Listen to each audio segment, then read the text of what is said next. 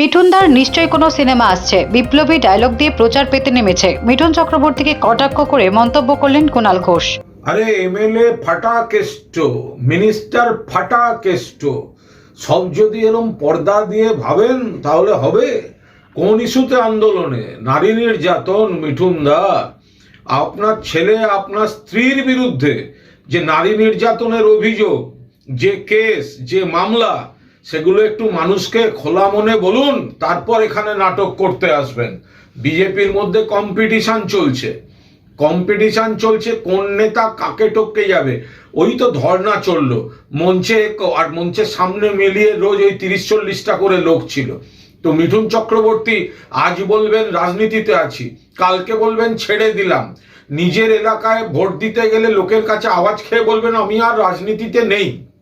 এখন বলছেন আমি নবান্ন অভিযান করবে। তো গন্ডগোলের প্রচারে থাকার চেষ্টা। মিঠুনদা, নির্ঘাত কোন সিনেমা আসছে, নির্ঘাত সিনেমা আসছে, প্রচারের আলোয় থাকতে চাইছে। আমি খবর নিচ্ছি পুজোয় ওর কিছু আসছে কিনা। একদম এগুলো হচ্ছে প্লট।